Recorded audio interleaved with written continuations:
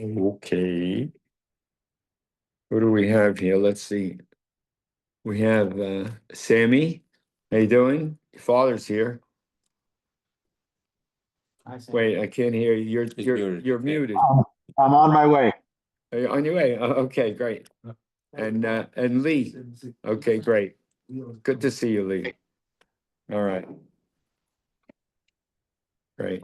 So, because last week everybody didn't remember Birkat Kohanim, and I consider it to be a pretty critical piece, you could take these. Here's a few of them. Here's a few of them. You post this on LinkedIn? Huh? You post it for that sometimes. How you doing? I didn't see you. Good to see you. I say, oh, no photos, like. Photos, my last for a while.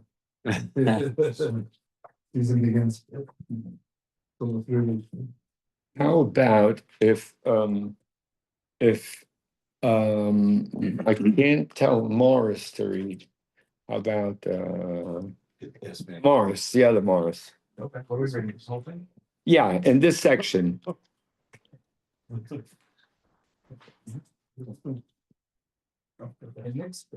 In this section of our commentary, we aim to clarify the goal and message of the priestly blessing found in Numbers chapter 6. In short, through numerous structural observations and bearing in mind our prior presentation of the Torah's reformation of the priesthood and its corruption, we should conclude that the blessing has far more depth than meets the eye. To properly comprehend these underlying messages, it is imperative to review the context in which God delivers this legislation to Moses.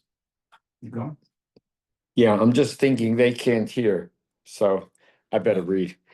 The priestly blessing Put this on the screen? Can you put on for them to? it on the computer over here. I don't know where it is. Sorry, guys. Yeah. Immediately following the passage containing the priestly blessing, the Torah refers back to the opening day of the tabernacle, describing certain sanctification procedures for its furnishings and each of the sacrifices offered by the chieftains of the 12 tribes. While some argue that this shift simply continues the Torah's presentation of chronological events following legislation that extends back to Leviticus, we claim that the priestly blessing, the Torah refers back to a week. Lost the place. Wait a minute. What? Yeah, 1 second. I'll get it. No, down here.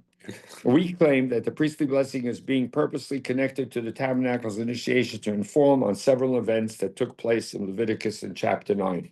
This is what we spoke about last week. When it's saying it, that spot, when it says, if you want to see the words inside, just to remind yourself, and Bimidbar. Yeah, just because Eli's looking. It's Bimidbar chapter 6. Right after Birkat Kohanim, it says, Vahi biyom kalot Moshe lahakim et hamishkan, chapter 7, verse 1, in Bimidbar. And it was on the day that Moshe finished erecting the Mishkan, and he anointed it, sanctified it, it called Kilav, it called Kilav, and then the Seim come and make their claim of them wanting to participate. So it takes you all the way back to Parashat Shemini and to dedication day on Parashat Shemini, which we just finished reading in Vayikra chapter 9, where Aharon, all of this is to remind you, where it says in chapter 9, verse 21, we could read from, and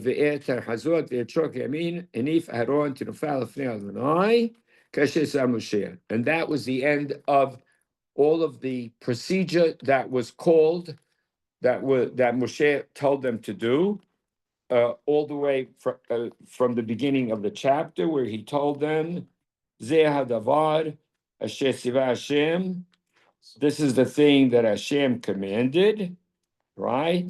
V'yirah Elohim kibod Hashem, and you'll see the glory of God. Yeah. Right? Mhm. So that was, I just now read from chapter 9, verse 6. Vayomer Moshe zeh levar Hashem tzivah Adonai tasu, v'yirah Elohim kibod Adonai. And then, Aharon, we pointed out last week, raises his hands on in verse 22, 9:22 in Vayikra. Vayisa Aharon et yadav. He lifts up his hands to the people, Vaybarichem, and he blessed them. Vayed Ma'asot Hatat Ha'olav Ashalamim, and he came down from doing all of those sacrifices, and nothing happened. Anticlimactic.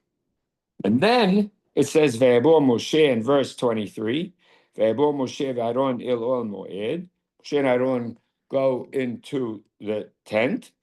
We don't know what they spoke about in the tent. Don't anticlimactic because you have the next pasuk. Otherwise, you wouldn't say it's anticlimactic. You would say, okay, it worked. Yeah, well, it didn't say what happened. It says what happened after. The fire. It doesn't say We that. know that because fire comes down after the Moshe thing. Yeah, the fire that's didn't come down All before. right, you can only say what you're saying because you know what happened later. Yeah. But it has to say that. Yeah. It didn't say it. It didn't say anything. Yeah. It says Moshe and Aaron go to Ol Moed V'Yetzu, and they go out. Or would they go in for? That was not part of the procedure. Yeah. And would they do in there? It doesn't tell you what they did. Okay. And all it tells you is they go in. Moshe And they- wasn't supposed to be part of it. No, it's Aaron. Yeah. Aaron. The fact that Moshe comes into the scene. Yeah. Jumps in. Yeah, and also it's very mysterious. They went inside and they came out. Well, what do you mean they went inside? Okay, so you went inside. Very nice. And you came out. Very nice. What is that all about? It's about Eli, are you following with us over here? Yeah. What's he going in for? What is that all about? But then when he comes out, Vayitzu, and they bless the people. So Aaron's Vaybarichem, and he blessed them. Now Aaron's before it said Barichem, nothing happened. When they go in and come out, then Vaybarechu ta'am, and then what Moshe said would happen at the conclusion of all of these rituals was at that point we're still in verse 23. Vaybarechu ta'am. And then God's glory appeared to all of the people. Whatever that means, we're going to touch on that tonight. We didn't speak about it last week, but we're going to touch 2 weeks ago. Whatever. What does it mean? God's glory appeared, and then and the fire goes out at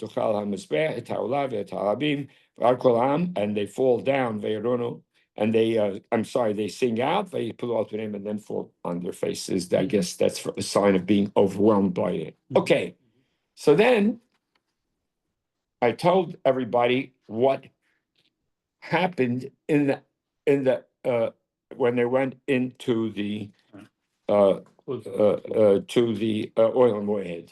Mhm. And I said, nobody knows what happened when they went into oil moed. No one's ever come up with an answer. And I told you, if you remember, to have some fun. I know exactly what went on over there. I know what they talked about, and I know what Moshe told. There he is. You're still showing up on the thing over there. Wait, so as you said, Ohel Moed, where is that exactly? Into Ohel Moed. They went into Ohel The Moed. Mishkan. The Kodesh of the Mishkan. Oh, yeah. You figured they The go into it. Shulchan is in the middle. Yeah. They were. Inside the middle. Yeah. Okay. Yeah, they have to go inside to the. No, to the- I just, yeah. okay. So, Restricted area. Yes. yeah. Yeah. So I said, I know, I had a nerve. Yeah. I told you, I know exactly what the conversation that took place. And I know why after they came out, Moshe joins Aaron in blessing and why it worked. Why the anticlimactic thing that happened with Aaron, that nothing happens, why it happens, and what the discussion was. And what I told you was that what happened was this scene over here in the Midbar, where it says in chapter 6, after you have the law of Sotah and Nazir, you have Birkat Kohanim, and it's followed by how back on that day, right at this spot, prior to this, the Nisi'im say we want to be part of the deal. And Hashem says, take it from them, and it's very, very successful. That said, let's now turn to what my answer was. Who remembers what I said? Exactly. There's a change that takes place, and the change that takes place is that there's a new approach in Bimidbar, which is coming to the conclusion, remember, to remind you all, the first chapters of Bimidbar, before you get to the midpoint of, which is the chapter, the Hatzotzrot and all of that, and the Nisi'im, and then chapter 10's last words, Vahi ben Soharon, that's the split point in the book, and then you start with Kemet Onanim Ra. So these elements deal with the priesthood, but it's not in Sefer Vayikra because it's things that related to priests that relate to the people, not to the priest specifically. The priests are participants. The priest is just a facilitator in the Sotah procedure. All he does, he's like a what would you call what the priest does with the Sotah in modern day? I don't know. What does a religious leader do in modern days? It's similar. Nothing. Ruffle the hair. Officiate. Like, Officiate. Right, it just tells them what to do, how to do it. Nobody does. Exactly. Right. What does a rabbi do in a wedding? He officiates. He officiates. There you go. Say this. He says it. The person's doing everything. He officiates, right? So he's officiating with the Sotah, More ritual. right? Yeah, someone has to come and tell her what the thing and give it a drink. Oh, everybody showed up today. I think I'm the only guy here. That's leaving. ABC, you're right. ABC, yeah. So the Jersey people, right? The Jersey contingent. So he officiates. Also, I want to stick in before we even go to Birkat Kohanim and to see what took place in the Ohel Moed that was we'll call the paradigm shift that took place in the nation, that paradigm shift. I want to say, what is the thing that precedes it we didn't speak about the last time we had class? What is the law of Nazir? Someone who wants to be a Kohen. What does it do to priests? A priest, it doesn't do. Who could be a priest? Anybody. Oh, hey. Anybody. A drug addict, an alcoholic, a drug addict, right? That's exactly true. A hippie with full hair. A hippie with all his hair, yeah. And what does it say? It says, just to let you know, right? I want to read these words to you. The Nazir. That's what it says. No, Yes, Well, yes. זאת ראתה נזיר ביום הלאות ימי זאת, הקריב את קורבנו, וחפשה אחת. Oh, here it is, found it. Look at the very beginning, chapter 6. ודבר עליהם של אמור. דבר על בני ישראל ואמרת עליהם איש או אישה, man or woman, כי יפליל לדור נדר נזיר להזיר לאדוני, right? Miyain, look at the next words. These are the key words that I want you to see. Miyain v'shechar yazir chometz yain v'chometz shechar lo yishteh v'chol mishrat anavim lo yishteh v'anavim lahim v'beshim lo yochel. Kol yimei nizro mikol asher yaseh migefen hayayin mecharsanim that zag lo yochel. Call yemen nezrot, tad lo yabel lo shor, etc. Now, if you remember, immediately on that day in chapter 8, immediately after the death of Nadav and Avihu for bringing Ish Sarah, was the law of Yain v'shechar al tesh, and you won't die, right? Yep.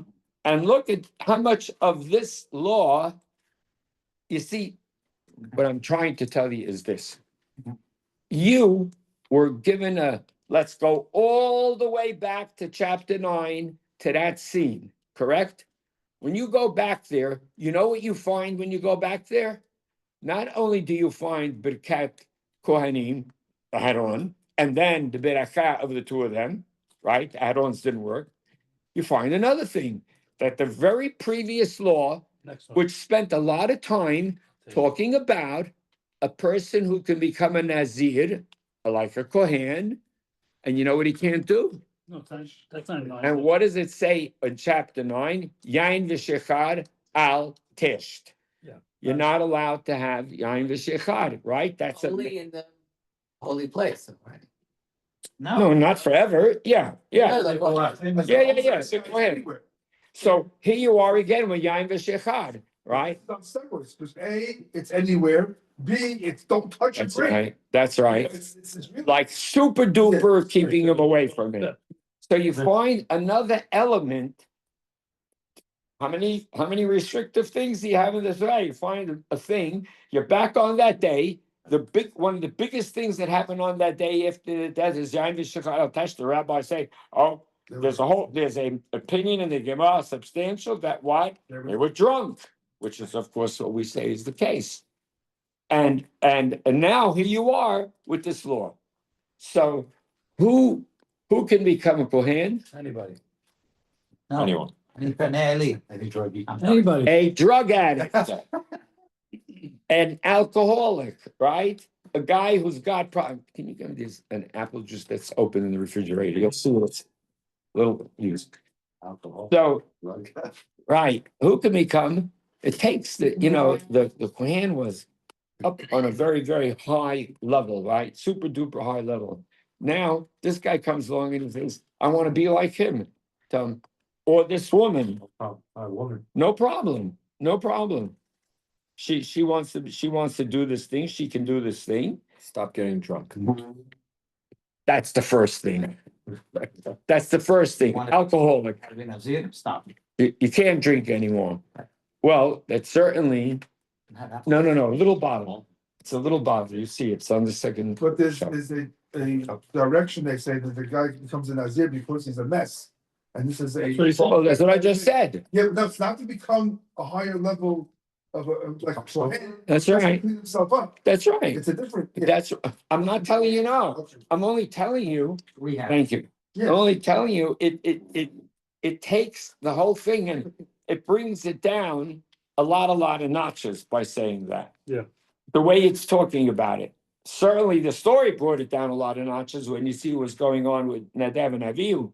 Then Yain v'shechar al tish is even worse. And then you come over here and you go back to that day, and then it's preceded by this guy who can become a thing. And then the very next words are after that, right? Zot Torah tanazir asher yidor korbanol al nezro v'lebar asher tzig yado k'fi yidor asher yidor ken yaseh al Torah nezro v'deber olam shelemor.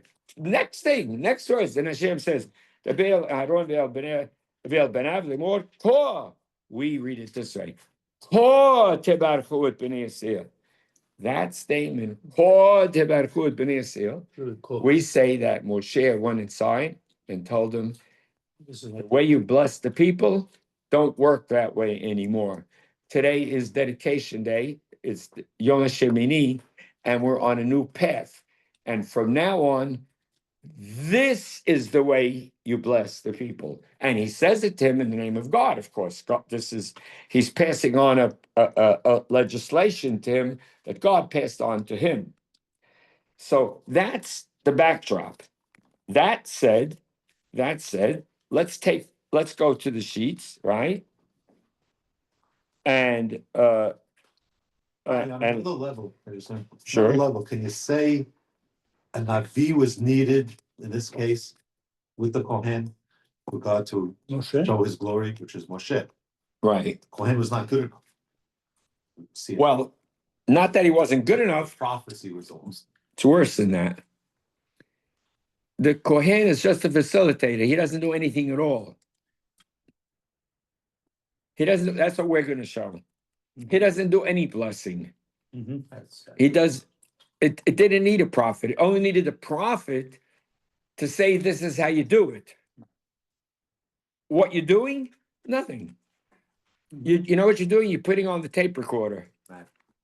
That's all you're doing, right? You're putting on the tape recorder. So we don't. In fact, just to be cute about what I'm about to say, when the Kohanim make beracha, there's someone who says a word, Yeah. and then they say the word, and then if someone says it, it's like they're repeating. So same me at that point last week. Correct. I said I'm being cute with the way I'm saying it now. I'm saying like, you know, you have a tape recorder and it's say this, say this, say this, and so on and so forth. Just facilitators. They're just officiating. Like the wedding. No, No, different. Rabbi's not making that. Guy, okay? Bigger jokes. Of course, yes. Right. So now, Too nervous to have it. okay. I think we could, I told you a lot of this already now. We don't have to be bearing this one place of mine. Coming on by the side, the two of them said to bring about God's glory. Yeah, we could turn the page. And in light of understanding, I'm on the second paragraph on page 2. In light of understanding when and why God legislated this blessing, let us now turn back to number 6. Not only do we argue that it corresponds to Aaron's own blessing, but also that its content and structure contained certain elements. This is what tonight's class is about. Its content and structure contain certain elements that correct major conceptual and philosophical misunderstandings within the nation and the priests as to how blessings actually function in relation to God. Okay. Oh, really? You got Them's big words. you got that? Got that, everybody? Yeah, got it. Yeah, that's big. To grasp That's a long. these subtleties that are contained in the blessing, let us begin to analyze the text by first comprehending the overall theme that is conveyed with a straightforward reading of the blessings. The passage commences with God's introduction, again referring to Leviticus 9. Yeah. "Daber Aharon ve'el banav lemor, ho tebarchu et bnei Yisrael, amor lahem." This introduction may initially appear to be exactly as expected. God tells Moses to instruct the priests to bless the Israelites in a specific manner. However, the term "kor" thus further clarifies the extent to which the blessing serves as a corrective measure, as discussed above. We read the phrase as follows: "This is the way to bless the nation," as opposed to what was done in the past. Although it is the priests that are the ones that verbalize the blessing, as shall soon be demonstrated, they are simply God's facilitators that pronounce his blessing to the nation. The Torah commands the priests to use a very specific script when they verbalize this blessing, in which they essentially pronounce that the blessing that they are articulating is none other than God's blessing, and is none other than God himself, who in effect blesses the nation. Right.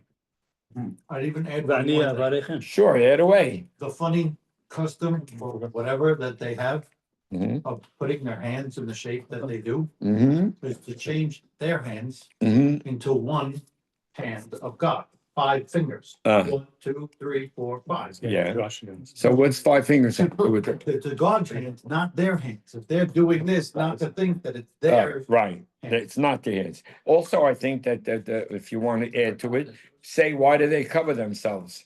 So that you're not They're seeing. just facilitators. They're just voices coming out of the tape recorder, Exactly. right? Not to look like ghosts, right? All I right, can discourage all those people who want to kiss my hand. right. Just to simply be facilitators. So the best way to be a facilitator is cover yourself, and we don't even see who's doing it. Right. The Again, voice. Right. it's just a voice. although it is a priest. Now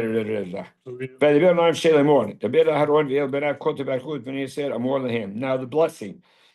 1, 2, 3 verses. Three. Yivarech Adonai v'yishmerecha. Yehi Adonai panav elecha v'chonecha.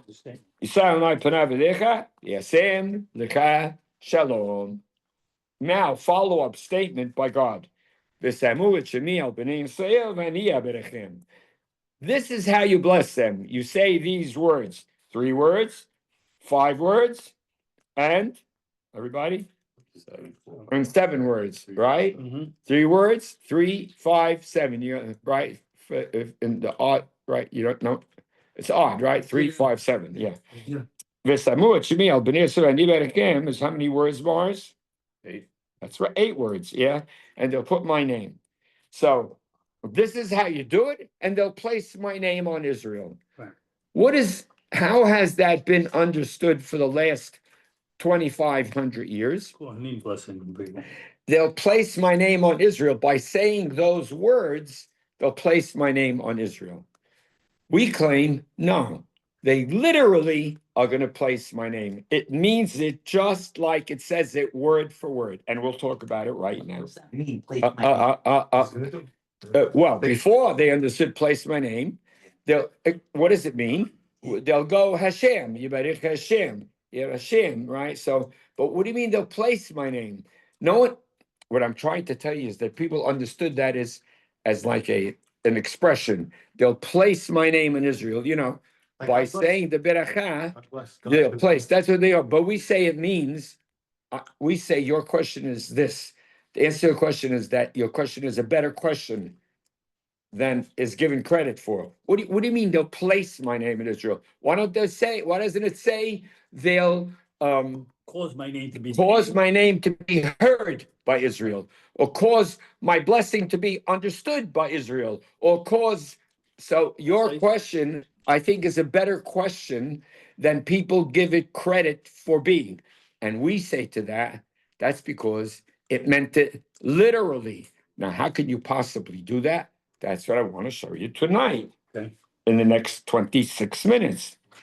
A reader of the priestly blessing may appreciate that God is portrayed as being heavily involved with the nation. Each verse contains 2 clauses. The first describing God's action in an intangible, divine manner, blessing the nation, shining his countenance, and lifting up his countenance. Okay. And the second describing the tangible, practical ramifications and benefits that the nation thus experiences: protection, grace, and peace. Mhm. Those are beautiful things, no? I mean, they're very, very nice. Right. Let's repeat them. I want to read it. Shining his countenance, lifting up his blessing, shining his countenance, and lifting his countenance. And the second, tangible, practical, and they are protection, Peace. grace, Mm. and peace. Shalom. And right. Shemira, hands, And shalom. that's correct. That God should bless the nation favorably in such manners, in a way that a person's mind cannot possibly comprehend, but nonetheless may appreciate in the human sphere of his existence, is a deeply profound prayer and hope. Mhm. The fact that God himself gifted the nation with this blessing and educated them on how to properly beseech him is unbelievable and humbling in and of itself. Rather than turning to the priests for protection, grace, and peace, the nation may now turn to God with a new understanding of their protection, grace, and peace. Understand of their relationship with him, elevating their perception of his involvement with the world, and in the case of Dedication Day, bringing about, listen carefully now, his glory, Morris, as per our earlier conversation. Right. You're going to see God's glory. You see, just before we continue going forward, I'm going to speak it out with you. Holy people used to be considered holy. People think they were holy. Mhm. As opposed to, God forbid, nobody today thinks people are holy. Ha ha ha. Right? But people used to think that the guy had the ability he himself had holiness in him, and he could go Bilam. and it transferred, right? They thought, right? They think he could do something. They thought he could go like this, and when he did that, things happened. And like for example, there are people today who go see rabbis, and when they go to the rabbi, they go to the rabbi and they line up outside, thousands of people, so they can get a blessing from him, right? Dead people also. No touch technology. Yeah. What's that? They don't know if they can do it with dead. And they do people for dead people also. They go to the grave so they can get blessed. There are people, you know, by the way, there are people, you won't believe it. There are many, many thousands of people that every year go to this place in the Ukraine. I tried to go. I'm making a joke. They go during the war. They go, and it doesn't matter. And the Ukrainians in that town also. laugh their heads off. They laugh their, Ukrainians. Yeah. they look forward to it all year because they check line, you know, it's like Christmas time. And they all go there because they think that when you go to that grave, things are going to happen. So people do that today, and they honestly and truly believe things are going to happen. Here we are in the Torah, thousands of years ago, telling you, forget about the graves, the people that you consider the religious elite of the country, of the nation, in the world, are powerless, and the Torah shows that that is not how it works.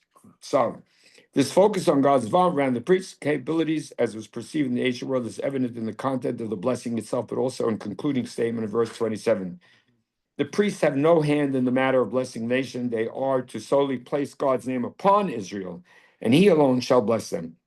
A significant portion of this commentary will devote itself to expanding on verse 27 and to answering Eli Haddad's question. How God's name is actually embedded in the structure of the blessing, down to its atomic level. The verses, words, and letters, even the letters of the blessing, all lend themselves to conveying the revolutionary idea, Eli. More specifically, all components of the blessing utilize the numerical value of the tetragrammaton, 26. A literary technique we have observed numerous times. See our chart, our study on Psalm 2 in volume 1. In fact, today I made the final podcast for Mizmor 2, and we talked about structure, and that's what we talked about, 26. In placing my name through the passage, refer to the chart below for various structural details. Now, instead of looking at that chart, everybody, if it'll be better for you if you put this chart in front of you, and I'll read. I think I have enough to go around, or maybe not. Yeah, no, what you have in the paper is good. It's just that these are even better. Bigger. It's just it's bigger, it's better, it went through development stages. Here, Morris, if you want, you could take that one, right? It's the one in the original paper. Oh, here's another one. Here's another one with red. You always forget. Yeah. Anybody doesn't have, yeah. Everybody good? Yeah. Yeah, you could It's like an eye chart. pass that, Because he's a big. give that to Sammy or to whatever, yeah. The youngins. Okay, so now I'm going to read to you. I'm going to read to you Chaf and Vav usages in your paper. You don't have to look at the chart now. Look at your paper that I'm reading from, and you'll refer back to the chart, but read with me now. There are two ways in which the blessing embeds God's name throughout the passage. The first, Next page. Four. right. The first mentioned above is that of the utilization of the number 26, the numerical value of the tetragrammaton, 10565. The text, through use of the letter value system, employs this number through the occurrences of two letters at critical junctures. How do you do it? You do it by using the letters Chaf and Vav. And I want you all to know when I found this, there was a hole in the ceiling because I jumped up. It was another one of the holes. I have, these multiple holes in the ceiling in my office. This was an amazing hit when it happened, because I couldn't believe that I finally made a breakthrough on this. The Chaf and Vav, which represent the numbers 20 and 6, respectively, highlighted in purple in the chart above. I hope it's purple. It is. It is good. In the chart above are all instances of either letter occurring, either whether it's a Chaf or a Vav. It's highlighted in the text, Purple. right? I had a purple and chart above all instances of either letter occurring, and we shall point out several of the locations in which the two letters are used in tandem to symbolize God's name. Note, the first occurrence of the tetragrammaton itself is in verse 24. It is surrounded by the two verbs that describe God's involvement with the nation, Yeberechecha and the Yishmerecha. Everybody see that? Yeah. Good. Furthermore, observing the envelope around the tetragrammaton more closely, we may recognize that the last letter of Yeberechecha, the Chaf, everybody see that, right? Yeah. And the first letter of the Yishmerecha, the Vav, comprise the first significant pair of these letters, surrounding the tetragrammaton 26 and further emphasizing its centrality in the blessing. Ultimately, it is God who is blessing and protecting the nation. So what I'm claiming to you is, if you look at your chart, that the word Yud-Keh-Vav-Keh, having a Chaf before it and a Vav after it, which equals 26, is not accidental. 26 around. I'd like, 26. before anybody gets any ideas of saying you got to be kidding, this is so potent, just wait, because it's beyond comprehension how powerful it is. And you'll see that there's a lot more coming. A second Chaf Vav pair that elicits a similar message is also found in verse 24.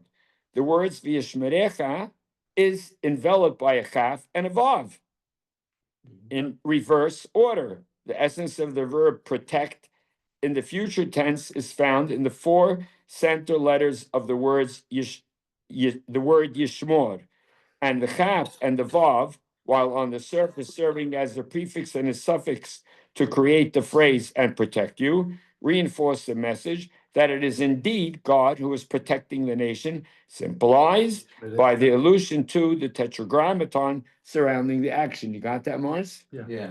Okay.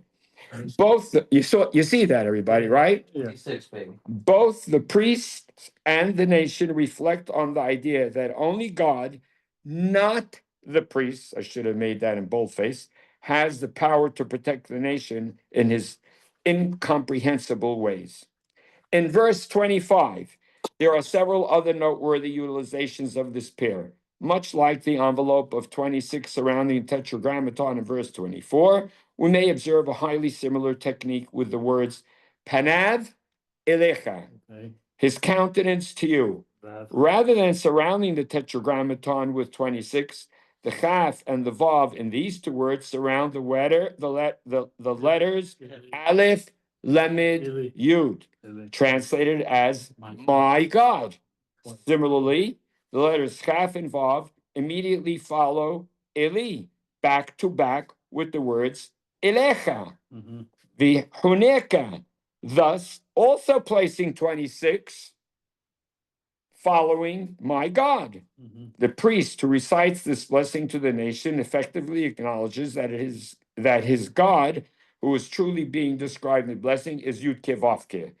He's Eli, in other words, right? Yeah. He is merely a facilitator in the face of his God, and that acknowledgement is embedded in the words that he uses to bless the nation who beseeches him. Thus, we might alternatively read these few words as Eli, Chaf-Vav, Yehuneka. My God, 26, Yud-Keh-Vav-Keh Yani, right? Yehuneka.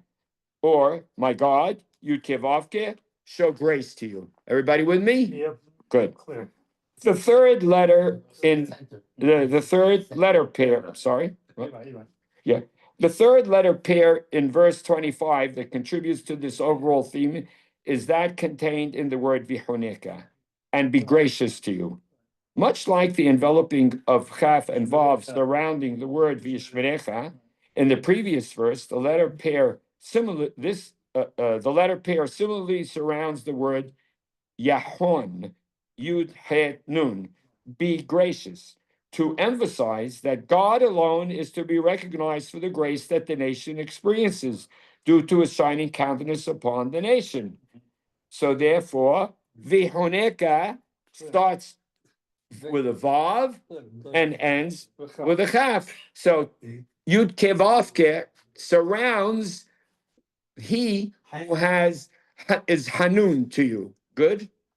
Verse 26, which contains the words Panav Elecha V'yasim, his countenance to you and grant, parallel the previous verses Panav Elecha V'honeka, his countenance to you and be gracious to you. Thus, as the Chaf letter pair surrounds Eli and follows it in verse 25, the same may be said observed in verse 26. We therefore also read the verse starting from the word Elecha as follows: Eli, and then Yasem Lecha Shalom Chafav, or may my God Yud Kevavke grant peace to you. Everybody with me? It's pretty straightforward so far. Easy. Yes. Yes. Can I ask a Morris, question? If it's not going to throw us off, yeah, sure. When Yosef tells Binyamin Elohim Yohoncha Beni, that is also putting God and Vihoneka together. That's You remember correct. when? Yes. Yeah. Yes. Very, very good. Did everybody understand what he said? Yeah, said. Yeah. Yehoncha. God. That's right. Yehoncha. Very good, Amy. Right on, Amy. Right. Excellent. It's so nice to know that the guy who's listening online is not only listening, he's being productive.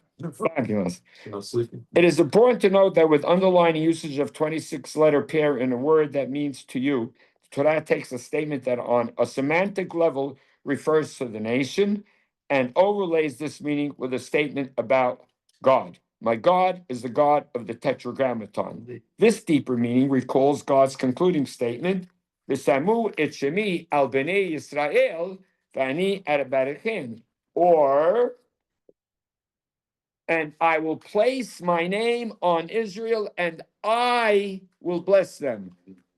The Torah places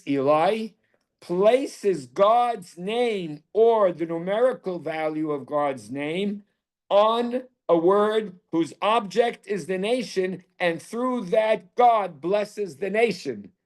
So to answer your question, it literally places God's name on the nation. Literally. In other words, when you're doing it, when you're saying those words, you're placing God's name on the nation. Because what you're wishing the nation is these verbs. Right, exactly. The verbs themselves have this numerical significance of being surrounded by God. Right. So I was saying, I'm wishing that uh, verb and the numerical value of the brackets. Of That's that verb. right. You. Right. So when you say these 15 words, you literally, they're structured. So when God says they'll place my name, they're really placing his name.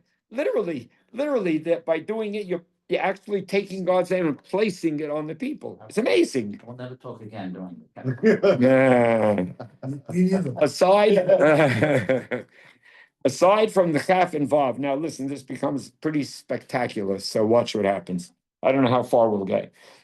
Aside from the Chaf and Vav surrounding the Tetragrammaton, the word Eli, and other important words that describe God's actions, the two letters themselves occur in critical junctures in the text. The blessing contains 15, 3, 5, 7 words, making the 8th word Vihoneka. If everybody looks at me for a minute, I always tell you that whenever you have a 15, like 150 Mizmorim, or 15 Mizmorim in the Shirei HaMahalot, or 100 examples I've given you, every 15 represents an 8 at its center. Now the words that's at the center of Birkat Kohanim, is Vihoneka, which is preceded by 7 words and followed by 7 words. Good? Yeah. Okay, I'll go back now. As we noted earlier, the chaf and vav letter pair surrounds this word. So the very center word is preceded by a vav and followed by a chaf. And it is the center. There are 5 words. What is the center letter of the center word, Eli? That's great. Het. And what word number is it? It's the 8th word in the text. And the center of the 8th word, the exact center of that 8th word is het. So it's the center of everything. It's the center of the, and it's the 8th word, and it is the letter 8. Good? As we know, another critical juncture in which 26 appears is the center letters. Now, this is spectacular. You have to look inside, Sammy. Look at any chart. It doesn't matter. Any chart you'll see it in, right? The blessing contains 60 letters. 15 words. Right? 60 words. 15 letters, 20 letters, and 25 letters. By the way, everybody, listen to what I just said. 15 letters, 20 letters, and 25 letters. You notice something interesting about the letters of each, the progression? Same as before. No, the progression is 15, 20, 25. It's always going by exactly 5 more letters, right? Which of course doesn't look accidental. 15, 20, 25. Thus making it 30. What is the center letters of 60 letters? The 30th and the 31st letters are the center. What are the 30th and 31st letters in the text? Sammy. I counted them. If you notice, I count the letters under each letter. Look for a 1, 2, 3, 4, 5. Look for the row that says. Look. Let Sammy. Yeah, let Sammy find it. Do you see where you see where the letters are counted, Sammy? 1-60, 2-59. So now 30 and 31. What's the 30th letter in the text, Sammy? And what's the 31st letter? Which equals 2? Is that a nice coincidence, Eli? No coincidence, no shot for a coincidence, right? You're right. The chart above shows that indeed these 2 slots contain a chaf and a vav. Again, placing 26 at the center point. You go to the center word, it's surrounded by 26. You go to the center letters, Ike, and they are 26.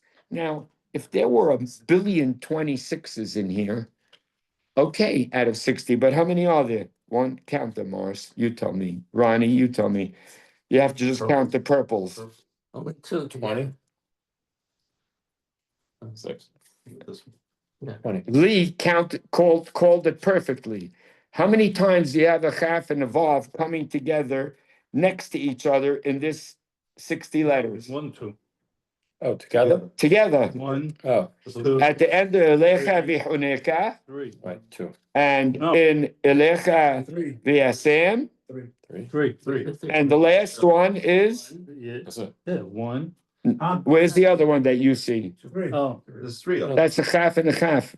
No, half and a That's the- third pasuk. he's right. That's the chaf and a chaf. Yeah, that's right. 1, 2. He's right. What? Where's the third one? The third pasuk. Third pasuk. Oh, where's the first one? Elecha, which. Where's the first? Where's the first one? So that's why these are 2 thumbs. These are Yeah, 2. yeah, yeah. I knew he made the mistake and I knew you made the mistake. So Lee, very observant, said just 2. One of them lands at letter number 50 and 51. You see that? Right? And the other one lands at 30 and 31, which is the exact center. What? 3 and 5, 8. 8. So now, lastly, it is surely noteworthy that the 26th letter starting from the beginning of the blessing is the letter Vav of the word Panav. What's the 26th letter forward and the 26th letter backwards?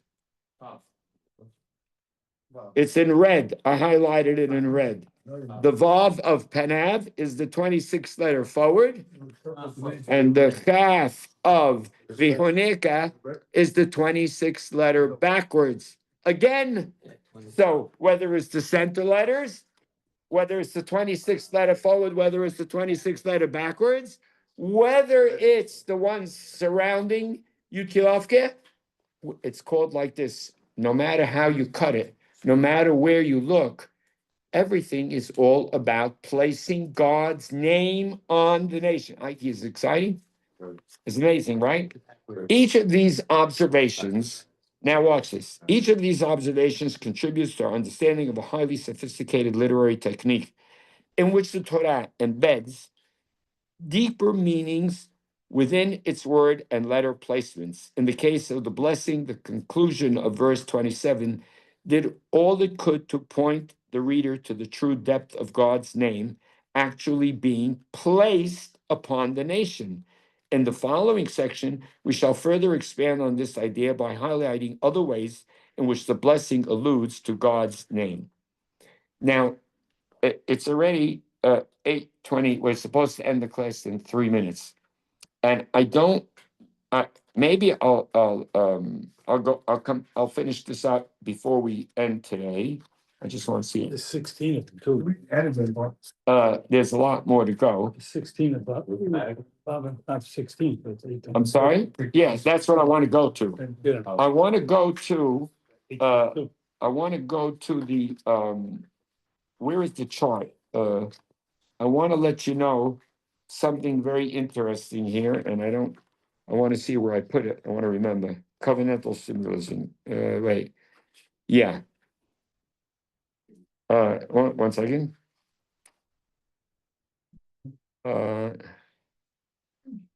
Priests emulate his power. Okay. The priestly blessing, emphasis on God's name. And 1 second, the resident priest attempts to bless names described in Leviticus 9. The blessing itself, okay, page 7. The blessing itself contains 15 words, 3, 5, 7. As we pointed out in previous commentaries, 15 is a significant number that is utilized to signify a fusion of old order ideas and perceptions about God, represented by the number 7, with new and more accurate notions about the covenant, represented by number 8. In the blessing, the Torah draws upon the nation's prior understanding of how priests bless people, 7, and responds by creating an altogether new framework in which the nation may understand how God himself protects, is gracious to, and grants peace to the nation, thus resulting in a new awareness of his name and its implications.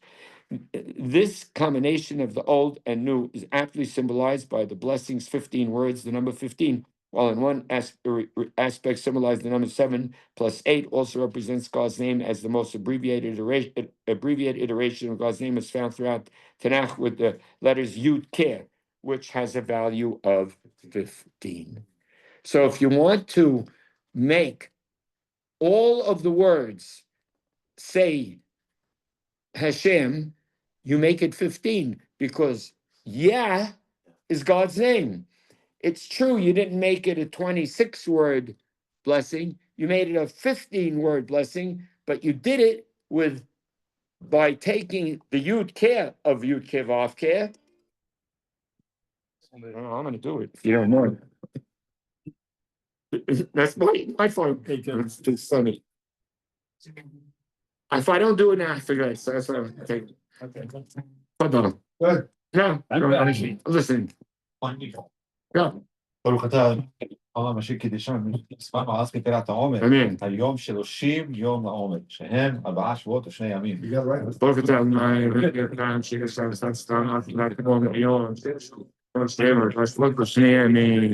beautiful. Something 34. That's okay. Okay. Okay. So you say why 15? I'm sorry. You're explaining why 15 is important. Yeah, I'm explaining why 15 is important because in effect, not only is it in the letters, not only is it in the way the wording is set up, it is furthermore in the actual amount of words, which are the name Yeah. you hear, which is the shortest form of Hashem's name. Now, this is the one part I want to get to before we end, even if we can't cover every single point. On the surface, with there being 15 words in the blessing, 15 in his first line, and 60 total letters, which is 4 times 15, a reader conducting analysis on this text might come to the conclusion that this blessing encourages a step in the right direction for the nation, but it is not wholly covenantal. He might say that it is a combination of 7, 8, not 8 alone. Everybody got that? It is an embodiment of God's abbreviated name, not the Tetragrammaton. However, in our deeper analysis on the atomic level of the text earlier, we noted that in fact the Tetragrammaton is the focal point of the passage. As we now begin to elaborate on the covenantal aspects of the blessing, we shall similarly demonstrate that the closer one looks at the atomic level of the blessing, it is entirely covenantal, with a major focus on the new order. I said a lot just now. What new order? What do you mean? Eight represents the new order. It's on the eighth 7. day. By Yom HaSheni, it's all right. It's all happening on Yom HaShemini, Yom HaSheni. right? On the 8th day. It says it in the Torah explicitly. By Yom HaShemini. And on by Yom HaShemini, you now find out that this is the text that was instituted, which has the word vihoneka in it, which its center word, Sent the letter. it has a het in it, and its center letter is the het. How many hets are there in the text, Sammy? One. Okay, now listen carefully. Continuing the matter of which letters are used from the alphabet in the blessing, wish to point out that in fact only 13 letters occur in the entire of the 22 letters in the Hebrew alphabet, but Birkat Kohanim uses 13. Anybody think that number sounds? Morris is laughing. It's interesting, right? You think that's interesting? Just you wait and see. You know, I never tell you anything that isn't incontrovertible. When you're done, it's done. Now, the letter het is one of the letters that occurs only one time. Yeah. There are 13 letters total, correct? Yes. The last letter to be used for the first time in the blessings, the last letter to be used for the first time in the blessings is the aforementioned het in vihoneka. Every one of the other letters that are used till you get to vihoneka will not be used. That's the last letter to be used multiple times. After that, every other letter that's used was used already. Yeah. You got that? Yeah. Right? Right. Thus, the 8th letter of the alphabet is the last of 13 letters to appear in the blessing. Following that het, all letters are repeats. It ends the cycle of the 13. Right. The relationship between an 8 and 13 should surely not be viewed as coincidental, given the covenantal significance of these numbers throughout Tanakh, but also due to our previous observations, how critical the letter placements are in the blessing. Another significant structural feature of the blessings is the total letter count. In the 3 verses alone, the total number of letters is 60, 15, 20, 25, a multiple of the number 15. We therefore, 5, we, 5, not 15. yeah, it should be 5. We observed earlier as the signifier of Yud Keh and 7, 8. However, if we were to include the conclusion in verse 27, 50, 30, 30, 40, 15, 20 and 25 are not more. multiples of 5. Right, but then the whole sentence doesn't, Yes, the whole sentence doesn't fit up, because then it says it's significant of Yud Hey 15. it is, No. because that's 10 and 5. 10 and 5. Yud and He is 10 and 5. So it's not- 5. With the number 15, then you have the Yud Hey words. No, Right, the 60 is a multiple of 15. The 60. That's not the way it's reading though. Right. You got- It's correct. You're right. It has to be fixed. But Yeah. don't break your foot. It's correct. It's correct. However, if we were to include the conclusion in verse 27 in the count, the letter total would be 88. 8. What's the conclusion? Oh, so moved. V'samu et Shemi al bnei Yisrael v'ani avarichem. You end up with 60 and 28, you end up with 88 letters. Though such an insertion might seem out of place or forced, the connection between verse 27 and the blessing itself was critical to our unlocking all our prior observations, and thus it might be a mistake to only view it separately. Moreover, the incorporation of this verse and the resulting covenantal implications might itself indicate the very nature of verse 27, treating it as a distinct conclusion would not have allowed us to observe the centrality of God's name and its being embedded in the text. Only when we viewed as a descriptor of how to read the blessing itself were we able to fully appreciate its depth and covenantal messages. Perhaps the same may be applied here only when we incorporate the verse into the letter count and into the content of the blessing. May we fully comprehend and appreciate the 88 that arises rather than the initial multiple of 15. Lastly, we'd like to revisit the third verse of the blessing. Adding to the values of each word in the verse total, you come up with 1,326, itself a significant number that contains 13 and 26. Recall that the tetragrammaton itself occurs once in the verse, Yisah Hashem Panav. If we were to exclude the tetragrammaton from the count, the total would be 1,300 exactly. Amazing. Thus, 1,300 surrounds God's name in the third verse of the blessing, further highlighting the focus on Him alone of the blessing. With these structural features and Torah's messages blaze forth, the entire priestly blessing revolves around the one God, His name, His covenant with Israel. While some may have thought that those who are close to God have the power to bless an individual or a nation, the Torah corrects this conclusion. It is not the priests that bless, nor are they the focus of the blessing. Rather, it is God who is the blesser. Only those who beseech Him, call out in His name, and are loyal members of His covenant may experience His blessing of protection, grace, and peace. I think this one, by the way, for me, is one of the most, I have a lot of very exciting papers, you know that, a lot. We go much more complex than this and go, 100-page commentaries. It's a small one, but it says so much in such a short span of time, and it gives so much perspective on what's happening in Sefer Vayikra and coming to this juncture of all of a sudden Birkat Kohanim coming out from the middle of nowhere and taking you back to Yom HaShemini. That hit being there, the only one, the single one, the center of everything, puts the covenant at everything. Now, that all said, Wow. 2 minutes and I'm ending. It's 8:39. I know you all want to already know the score of the game, I'm sure. By the way, are they winning? Anybody know? Down by 9. They're down. Oh, he knows They everything. got it right where they want. So we're gonna end in 2 minutes. I just want to say this. Up by 8. I want to say something critically important before we end. The fact that on going back onto dedication day, remember that Moshe said that at the conclusion of this procedure, Zeh Davar Asher Siva Hashem, right? Ve'irah Lechem Kavod Hashem, God's glory will appear to you.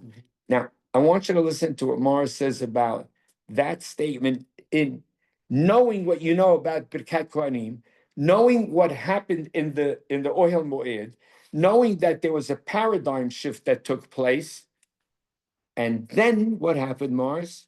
God's glory appears. What does that mean? That's when God's glory appears. Well, this is, I was saying it, maybe it's connected that the words Yair Adonai Panav and Yisah Adonai Panav, that is, it sort of inspires the people, and that's what it means that Kivod Hashem appeared to them. Right. What does it Right. mean? It's When God's glory appears. It's not a physical. It's It means they got it. Yeah, It means they got it. That's what he's it's the physical They thing. got it. It's not a physical. They got it. right. They understood. They didn't see anything. You know what it is? They saw. Oh, they got it. You could say it best, right? They What- felt what is- it. What do they see? What do they see? Right. Not seeing anything. Yeah, but Right? somebody have an ish coming down though. That's a more of a physical. Even more, that's symbolic. But it's also symbolic. That's a prophetic thing. Only then could the ash come down. Right. The It's ash a- does not come down. But ash is not for There is no ish. There is, the ash represents prophecy. The ash is metaphoric. Right, of course it's metaphor. metaphor. Of course, it's prophecy now. It's the same air. It's got it. They Got got it. That's what Morris is pointing out, which I'm going to add to the end of this. What does it mean? Oh, and then God's glory appeared and they all were overwhelmed. Well, I'm making a joke now. Are you all overwhelmed by this? Yes. That's We the, got fire. Fire. yeah, so that's seeing God's glory. When you see this, you see Kivod Hashem. You fall on your face. Fall on your face means you go, wow, I can't. All fall on the face means you're overwhelmed. You're overwhelmed. Can't believe it. You see this. For me, I'll make a joke. I'm the one who wrote this. I found it, right? Yeah. I never fail every time I read it to be flip out because I'm just like you. I'm just an observer like you, and I'm overwhelmed by it, and I'm inspired by it. And every time I read it, I'm inspired by it. And every time you feel, quote unquote, like you're seeing Kivod Hashem. I wanted to say that. Okay. Yeah. Go ahead. Shemot, Perek Lamed Gimel. Moshe asked Hashem, Hareini na kevodecha. I want to see your kevodecha. And his response is, I'm gonna cover you, I'm gonna pass by you, and I'm gonna say, Yud Yud Kevav Ke, That's right. Kel, with the Right. eyeball over Yeah. there, Kel is only And what? Rahum Vecha, Hanun. right there. Exactly. Isn't he good? Isn't he good? Sammy. He's good. Wow, I did that. Showing off your phone. So the same On way- that note, I'm going to do this. saying the same, the same